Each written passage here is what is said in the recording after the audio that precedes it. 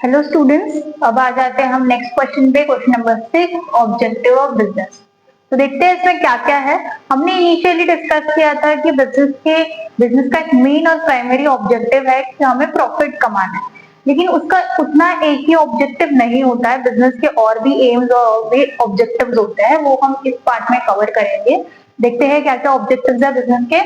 Market standing, a company aims to well known and trusted by their customers in the market to be popular and become better than its customers। तो हमेशा business जब बनता है, कोई organisation बनता है, कोई कंपनी बनती है, कोई प्रोडक्ट कोई सेल कर रहा है, कोई सर्विसेज दे रहे हैं, तो वो चाहते हैं कि वो इस मार्केट में टिके रहे, बने रहे, सरवाइव करे और बाकी कंपटीटर्स से हायर प्रॉफिट गेन करे, हायर उनका मार्जिन हो बाकी कंपटीटर्स से। तो ये कैसे पॉसिबल होगा? जब वो मार्केट स्टैंडिंग होगी उनकी, राइट? वो मार्केट में वैसे दिखेंगे, वैसे बने रहे, ठीक है। तो हमेशा कोई ना कोई बिजनेस हमेशा ये एम करता है या ऐसी कोशिश करते हैं, ऐसे एफर्ट्स करते होते हैं कि लोग उनको ट्रस्ट करें, ठीक है, वो लोगों का ट्रस्ट गेन करे, कस्टमर्स की लॉयल्टी गेन करे, ठीक है। तो कस्टमर्स का ट्रस्ट और लॉयल्टी वो गेन करे ताकि वो मार्केट में पॉपुलर बने रहे और बाकी कंपटीटर्स से बेटर दिखे, तो ही कस्टमर्स उनके प्रोडक्ट ज्यादा खरीदेंगे।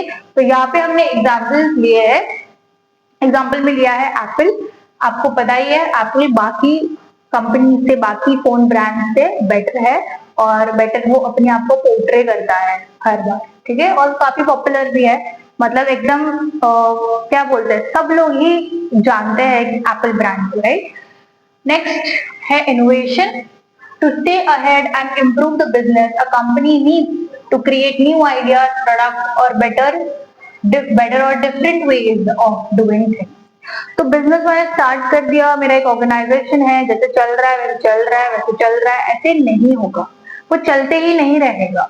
हमें हमारे ऑर्गेनाइजेशन में, हमारे बिजनेस में हमें कुछ ना कुछ चेंजेस लाने पड़ेंगे according to the market, according to the customers, according to their demand, है ना, अकॉर्डिंग टू द ट्रेंड। तो हमें कुछ ना कुछ नया लाना पड़ेगा, इनोवेट करते रहना पड़ेगा, तभी ही हम सरवाइव कर पाएंगे लॉन्ग रन तक। तो इसीलिए यूनिक होना, यूनिक इन द सेंस कुछ ना कुछ इनोवेट करते रहना बहुत ज्यादा एक बिजनेस में इम्पोर्टेंट है, राइट। तो इसमें हमने एग्जाम्पल्स लिया है इलेक्ट्रिक कार का। इसमें आता है टेस्ला, टाटा ईवी। हमें पता है अभी इलेक्ट्रिक कार्स आए हैं मार्केट में, ठीक है, तो वो कुछ अलग है और वो बेसिकली पोल्यूशन क्रिएट नहीं करते हैं, है ना। जो हमारे पेट्रोल डीजल वगैरह है उसको यूज नहीं करते हैं, फिर उसको यूज नहीं करते हैं, तो काफी एनवायरमेंट फ्रेंडली है। इसलिए ये एक इनोवेशन हम मानते हैं कि एक नया इनोवेशन ऑटोमोबाइल इंडस्ट्री ने लिया है, ठीक है। फिर है paper soap sheet. I know paper soap sheet से बहुत पहले ही आए हुए हैं, लेकिन तो भी वो कुछ अलग है। किसी ने अलग ये कॉन्सेप्ट सोचा है कि बाहर हम वो जो सोप है वो वेट हो जाता है, वो बहुत वेट होता है, तो हम कैसे यूज करेंगे। तो वो शीट्स बनाए गए और वो शीट्स इतने हैंडी होते हैं, इतना हम लोग पॉकेट में डाल सकते हैं, हम लोग हमारे पर्स में डाल सकते हैं, वॉलेट में रख सकते हैं, और हम लोग उसका एक पेपर लेके we can wash our hands कहीं पे भी, है ना, थोड़े से पानी में भी हमारा हाथ हम धो सकते हैं, राइट। तो पेपर सोप शीट्स एक अलग इनोवेटिव आइडिया था विच आई फील मैंने लिखा है। Foldable phone by Samsung. अभी आपको पता है कि सैमसंग ने फोल्डेबल फोन लाया है जो काफी अट्रैक्टिव दिखता है, बाकी फोन से कुछ अलग, जो एक्सपेक्ट नहीं किया था। जैसे पहले सिर्फ बटन के फोन थे, तो इसके बाद टच स्क्रीन आया और भी अलग अलग चीजें आई, है ना, फीचर्स उसके आए अलग अलग। तो वैसे ही इन्होंने और हमें अहेड रहना है बाकी कंपनी से, बाकी ब्रांड से। उन्होंने फोल्डेबल फोन लॉन्च किया और वो अलग दिखता है, बाकी फोन से अलग फीचर्स देते हैं वो, तो इसलिए वो इनोवेशन में आता है, राइट। नेक्स्ट है प्रोडक्टिविटी। प्रोडक्टिविटी क्या होता है? मेकिंग मोर गुड्स और services using fewer resources like time and money to produce better and faster. तो प्रोडक्टिविटी बेसिकली क्या होता है कि जो अभी हम लोग कर रहे हैं, जो अभी करंटली चल रहा है, उससे बेटर हम कैसे कर सकते हैं। मैंने एक मशीनरी परचेज की, ठीक है, मैंने एक मशीन परचेज की और मशीन की कैपेसिटी समझो कि 100 यूनिट बनाने की है, एक दिन में वो 100 यूनिट बना सकती है। तो मैं क्या करूंगी कि मैं उससे 100 ही यूनिट बनाऊंगी, ठीक है ना, मैं उसको उससे कम बनाऊंगी। कम बनाऊंगी तो क्या हो जाएगा, उसका ऑप्टिमम यूटिलाइजेशन नहीं हो रहा है, उसका प्रॉपर यूटिलाइजेशन ही नहीं हो रहा है। ज्यादा बनाऊंगी तो क्या हो जाएगा, एक्सप्लॉइट कर रही होगा मशीन, जल्दी खराब हो जाएगी, जल्दी मेंटेनेंस मांगेगी, राइट।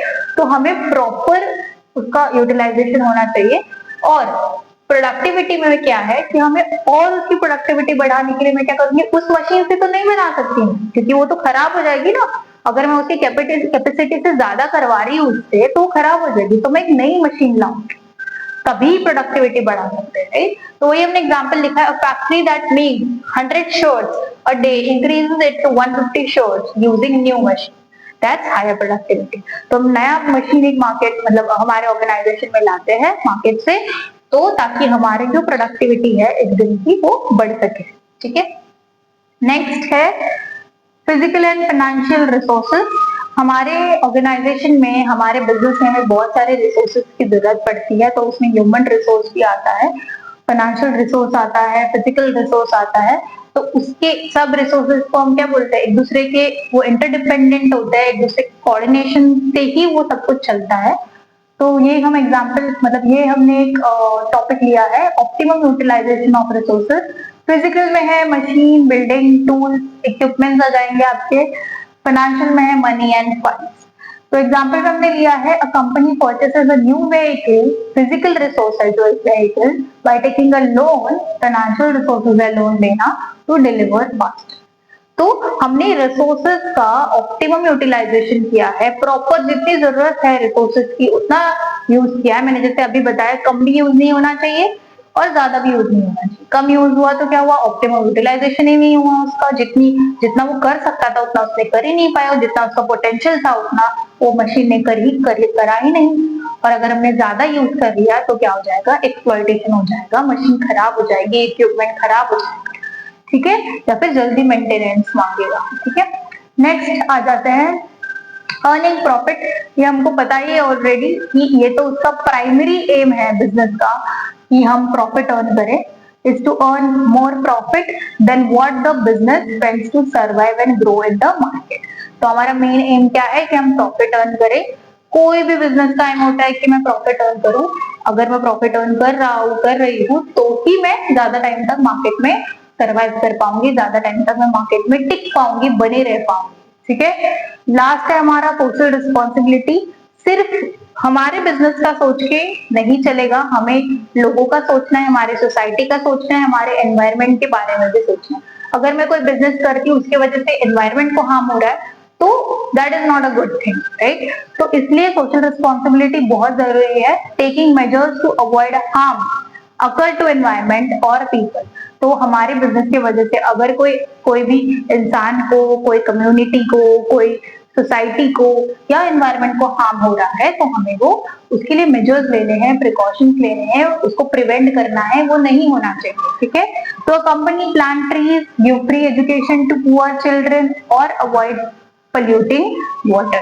तो बहुत सारे बिजनेस होते हैं कि बहुत सारे मेजर्स लेते हैं, वो अभी डिपेंड करता है बिजनेस टू बिजनेस पे कि कहाँ पे कौन सा मेजर्स लिया जा सकता है।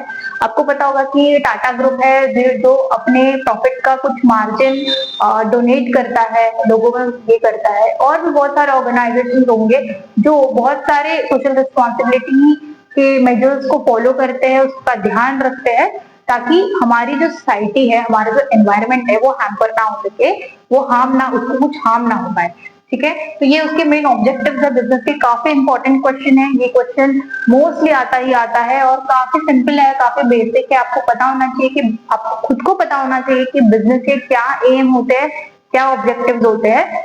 तो ये नोट डाउन कर लेना। हेलो स्टूडेंट्स, अब हम नेक्स्ट पार्ट करेंगे। Next question number 7, business risk. और आपको पता ही है कि हमने ये क्वेश्चन वाइज डिवाइड किया हुआ है टॉपिक्स को, तो अभी ऐसा मत समझना कि हम क्वेश्चन ये क्या बोलते हैं टेक्स्ट बुक टेक्सचुअल क्वेश्चन कर रहे हैं या कोई बाहर के क्वेश्चन करेंगे, या आपके टेक्स्ट बुक के नोट्स है जिसको हमने क्वेश्चन में डिवाइड किए। फर्स्ट पार्ट में मैंने बताया था, और अगर आपने वो नहीं देखा है तो वो रेफर करो सबसे पहले, फिर आप पार्ट पे आओ, ठीक है। तो हम क्वेश्चन नंबर 7 स्टार्ट करते हैं बिजनेस रिस्क से। तो बिजनेस रिस्क क्या होता है, हमने बेसिक अनसर्टेनिटी और रिस्क कुछ पॉइंट्स में देखा था, लेकिन हम अभी प्रॉपर बिजनेस रिस्क की ही बात करेंगे। तो सबसे पहले है speculative risk. It involves both the possibility of gain as well as possibility of loss. तो ये स्पेक्युलेटिव रिस्क में दोनों पॉसिबिलिटी होती है। ये ऐसा टाइप का रिस्क है जिसमें आपको प्रॉफिट भी हो सकता है या फिर लॉस भी हो सकता है। ठीक है, तो इसमें it occurs due to market condition, fluctuation in demand and supply, changes in price और change in fashion and taste of preferences. तो मार्केट में अगर कोई चेंज आ गया, तो कोई नई कुछ नया चीज का डिमांड आ गया या कस्टमर्स के टेस्ट प्रेफरेंसेस, तो कभी कभी वो आपकी ऑर्गेनाइजेशन के लिए, आपके बिजनेस के लिए बेनिफिशियल भी हो जाता है। कभी कभी आप कहीं पे लूपहोल में आ जाते हो, कभी कभी आप मतलब क्या लिमिटेशंस में आ जाते हो, तो आपको उसको ठीक करना पड़ता है, रिपेयर करना पड़ता है, आगे उसके हिसाब से प्रोडक्शन करना पड़ता है। लेकिन कभी कभी खुद से ही चीजें ऐसे हो जाती है जो आपके फायदे की हो जाती है। तो इसलिए स्पेक्युलेटिव रिस्क ऐसी होती है कि जो आपको प्रॉफिट भी करा सकती है या आपका लॉस भी करा सकती है। सेकेंड है प्योर रिस्क। उसके नाम से ही पता चल रहा है कि प्योर है, तो यहाँ पे सिर्फ लॉसेस भी होते हैं। It involves only the possibility of losses. It occurs due to fire, theft और स्ट्राइक एक्सेट्रा। तो कोई भी डैमेज या कोई भी ऐसी चीज हो जाती है, नेचुरल कैलामिटी हो जाती है, अर्थक्वेक हो जाता है, या फिर फायर, थेफ्ट या बॉम्ब ब्लास्ट हो जाता है, कुछ भी ऐसे होता है, तो इसकी पॉसिबिलिटी कभी भी हमारे पॉजिटिव एडवांटेजेस साइड पे नहीं होती है, राइट। इसमें हमें लॉसेस ही होंगे, तो ये प्योर रिस्क में आ जाता है। ठीक है, तो नेचर ऑफ बिजनेस रिस्क देखेंगे। ठीक है, तो उसका फर्स्ट पॉइंट है risk is an essential part of every business. ये हमने डिस्कस किया था कि कोई भी बिजनेस हो, हम लोग रिस्क अवॉइड नहीं कर सकते। कोई भी बिजनेस हो, कितना भी बड़ा हो, कितना भी छोटा हो, कोई भी साइज का हो, कोई भी नेचर का हो, कोई भी टाइप का हो, बिजनेस कभी भी 100% रिस्क अवॉइड नहीं कर सकती। उसको प्रिवेंटिव मेजर्स ला सकती है, उसको प्रिकॉशंस ले सकती है उसके लिए, लेकिन अवॉइड नहीं कर सकती। ठीक है, so every business has some risk. No business can avoid risk, although the amount of risk may vary from business to business. Risk can be minimized but cannot be eliminated. तो business to business depend करता है हर एक business पे कि कौन से type की risk वहां पे आ सकती है। बिजनेस टू बिजनेस डिपेंड करता है। दूसरी बात ये है कि कोई भी बिजनेस पूरी तरीके से रिस्क को एलिमिनेट नहीं कर सकती, मिनिमाइज कर सकती है, मेजर्स वगैरह ले सकती है, प्रिकॉशंस ले सकती है, लेकिन एलिमिनेट नहीं कर सकती। नेक्स्ट है business risk arise due to uncertainty. Uncertainty refers to lack of knowledge about what is going to happen in future. तो अनसर्टेनिटी का मतलब ही क्या है कि क्या हो सकता है फ्यूचर में, क्या होने वाला है, वो हम तो नहीं बता सकते, हमें नहीं पता, राइट। हम कैसे प्रिडिक्ट कर पाएंगे? तो प्रिडिक्ट भी कर पाएंगे तो भी वो 100% एक्यूरेट तो नहीं होगा, राइट। तो अनसर्टेनिटी के वजह से रिस्क आती है, और उसके एग्जाम्पल्स हमने लिखे हुए हैं। उसमें नेचुरल कैलामिटीज आ जाएगा, डिमांड चेंज हो रही है मार्केट में, वो हो जाएगा। अगर हमें टेक्नोलॉजी में इम्प्रूवमेंट लाना है, नया वर्जन लाना है, नया टेक आ गया है, तो वो हमें अप्लाई करना पड़ेगा। हमारे बिजनेस में भी कस्टमर्स का टेस्ट और प्रेफरेंसेस भी चेंज होते हैं ट्रेंड के हिसाब से, उनके लाइकिंग वांट के हिसाब से। तो उस हिसाब से बहुत सारे चेंजेस होते हैं मार्केट में, और वो भी एक टाइप का रिस्क है और अनसर्टेनिटी। ठीक है, नेक्स्ट आ जाते हैं degree of risk mainly depends upon the nature and size of business. तो उसके नेचर और उसके साइज के ऊपर डिपेंड करता है कि कितना रिस्क आएगा। नेचर मतलब कौन से टाइप का बिजनेस है, उस पर डिपेंड करता है कि ये टाइप का बिजनेस, इसमें ये रिस्क आ सकता है, ये पर्टिकुलर टाइप का रिस्क आ सकता है, ये टाइप का बिजनेस, इसमें इतना ज्यादा रिस्क आ सकता है, इतना कम रिस्क आ सकता है, राइट। तो टाइप पे डिपेंड करता है और बिजनेस के साइज पे डिपेंड करता है। ये बहुत ऑब्वियस सी बात है कि जितना बड़ा बिजनेस होगा आपका, जितना लार्ज स्केल पे होगा, उतनी ज्यादा रिस्क आपके ऊपर होगी। आपका बिजनेस छोटा होगा तो रिस्क भी कम होंगी। ठीक है, तो वही लिखा है इस पॉइंट में कि nature of business, that is the type of goods and services produced and sold, and size of business, that is the volume of production and sale, are the main factors. तो इसके ऊपर depend करता है कि business risk आपकी कितनी होगी। ठीक है, then profit is the reward of risk taking. इतनी रिस्क है, सब कुछ रिस्क के बारे में पढ़ रहे हैं, तो भी क्यों लोग बिजनेस कर रहे हैं? प्रॉफिट के लिए। जितना आपको पता होगा, जितना आप रिस्क लेते हो उतने प्रॉफिट रिटर्न्स, ठीक है, आपके ज्यादा हो जाते हैं। इसलिए बिजनेसमैन क्या करते हैं, अंडरटेक्स रिस्क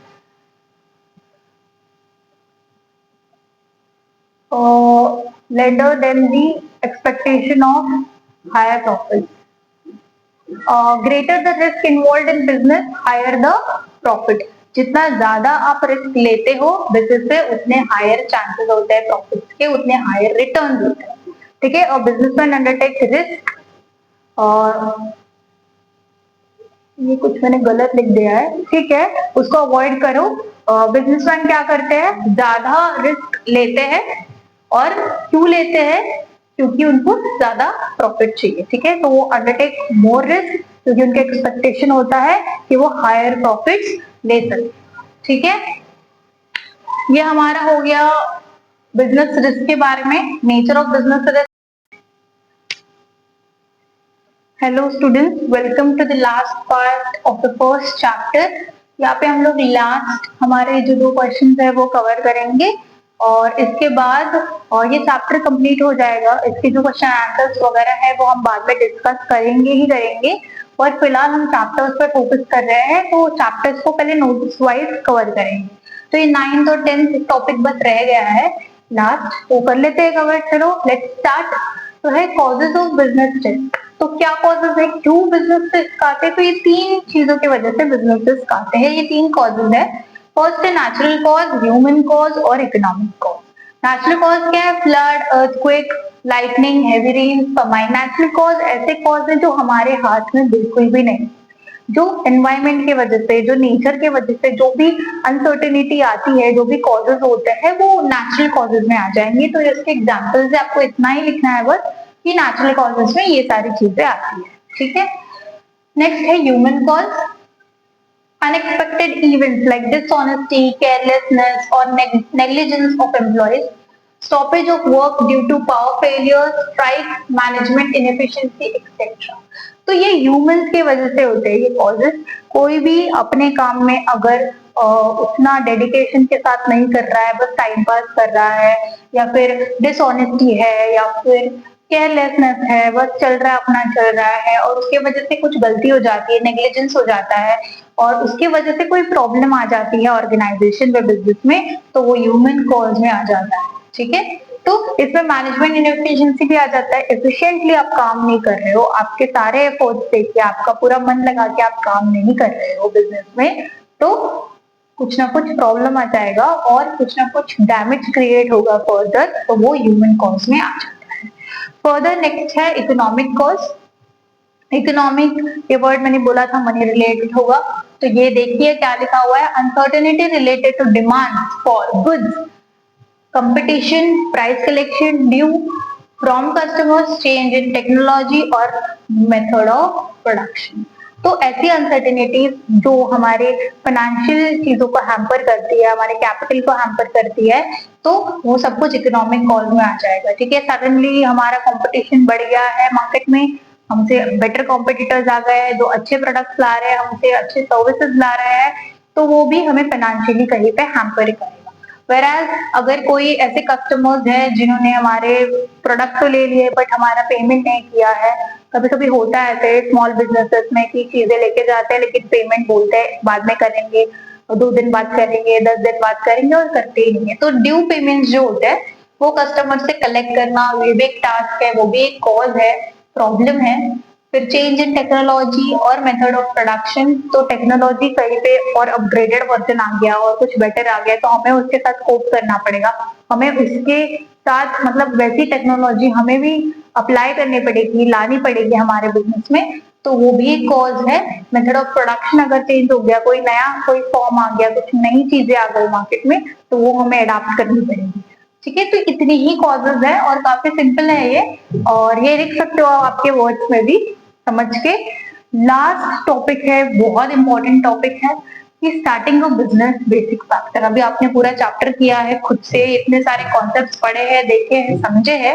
अगर आप सोचते हो कल को बिजनेस स्टार्ट करने के लिए, तो आप क्या क्या चीजें, क्या क्या स्टेप्स लोगे, ये इसमें बताया गया है। इसलिए मैंने इसके अंदर का कंटेंट नहीं लिखा है, क्योंकि इतना सिंपल है कि मुझे पता है कि आप खुद से लिख सकते हो, और ये लिख सकते हैं इवन आप खुद से जब लिखोगे, मेरा ऐसा आइडिया है कि आप इसके अंदर एग्जाम्पल के थ्रू इसको भरो, इसके अंदर का कंटेंट लिखो। जैसे पहले देखते हैं क्या है इसमें। सबसे पहले अगर आप बिजनेस स्टार्ट करते हो तो सिलेक्शन टाइप ऑफ बिजनेस, तो आप सिलेक्ट करोगे कि कौन से टाइप का आपको बिजनेस करना है, आपको क्या करना है, आपका इंटरेस्ट कहाँ पे है, आप क्या करना चाहते हो। आपको कपड़ों का बिजनेस करना है, आपको ग्रोसरी स्टोर निकालना है, आपको कोई फैशन इंडस्ट्री में जाना है, आपको ऑटोमोबाइल इंडस्ट्री में जाना है, आपको क्या टाइप का बिजनेस करना है, ठीक है, वो पहले आपको डिसाइड करना है। फिर आपको साइज ऑफ बिजनेस डिसाइड करना है। साइज ऑफ बिजनेस डिसाइड किया जाता है कि हमारे पास कितना कैपिटल है और कितना रिसोर्सेस है, उसके बेसिस पे कितना आप दे सकते हो। अभी करेंटली आप बड़े लार्ज लेवल पे, बड़े स्केल पे स्टार्ट कर सकते हो बिजनेस, तो आपके पास उतना कैपिटल होना चाहिए, उतने रिसोर्सेज होने चाहिए। आप स्मॉल स्केल पे स्टार्ट करना चाहते हो कम कैपिटल के साथ, तो वो भी कर सकते हो। तो साइज ऑफ बिजनेस डिसाइड करना बहुत इंपॉर्टेंट है। फिर उसके बाद है लोकेशन ऑफ बिजनेस, कहाँ पे आप बिजनेस करना चाहते हो, ये ऑनलाइन मोड पे होगा, ऑफलाइन मोड पे होगा, तो क्या लोकेशन होगा, आपके पास कोई ऑफिस है क्या, कोई वेयर हाउस है क्या, कोई गोडाउन है क्या, क्या है फिजिकली प्रेजेंट, क्या आप अवेल कर सकते हो, या फिर आप कोई जगह रेंट पे लेना चाहते हो, या आपकी खुद की कोई जगह है। तो ये डिसाइड करना कि लोकेशन क्या होगा बिजनेस का, ये बहुत इंपॉर्टेंट है। फिर फाइनेंसिंग द प्रपोजिशन, जो भी आप बिजनेस स्टार्ट करने वाले हो उसको लगेगा बहुत ज्यादा पैसा, कम भी लग सकता है, डिपेंड करता है बिजनेस पे। तो जो भी आपको फंड लगेंगे, कैपिटल लगेगा, वो आ जाएगा फाइनेंसिंग द प्रपोजिशन में। तो आपको डिसाइड करना है कि कितना कैपिटल यहाँ पे लगेगा। तो ये फाइनेंशियल रिसोर्सेज में आ जाता है, इससे मैंने उसको हाईलाइट किया है। फिर आ जाता है फिजिकल फैसिलिटी, आप जो भी बिजनेस स्टार्ट कर रहे हो उसमें कुछ ना कुछ फिजिकल फैसिलिटी आपको लगेगी ही लगेगी। आपको मशीनरी लगेगी, आपको लैंड लगेगा, बिल्डिंग लगेगी, मशीनरी लगेगी, या फिर कोई इक्विपमेंट्स लगेंगे, कोई ना कोई चीजें, छोटे मोटे टूल्स लगेंगे। तो कोई ना कोई फिजिकल प्रॉपर्टी लगती ही लगती है। कौन सी क्या है डिपेंड करता है बिजनेस के ऊपर, टाइप ऑफ बिजनेस के ऊपर, साइज ऑफ बिजनेस के ऊपर। तो ये आ जाता है फिजिकल रिसोर्सेज में। फिर आ जाता है कॉम्पिटेंट एंड कमिटेड वर्कफोर्स। तो सारे जो भी आपके बिजनेस में, अगर स्मॉल स्केल पे है, ज्यादा लोग नहीं चाहिए, 2-3 लोगों को आप हायर करोगे, हो गया।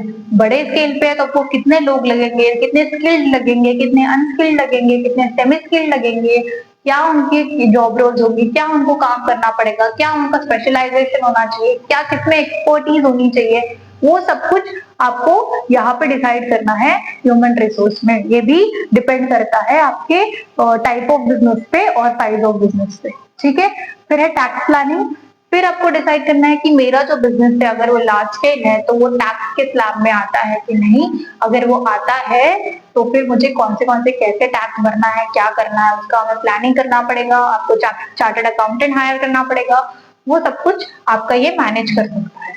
Then lastly launching the enterprise. ये सब देखने के बाद आप डिसाइड कर सकते हो, आप एक इनिशिएटिव ले सकते हो कि आप लॉन्च कर रहे हो आपके एंटरप्राइज को।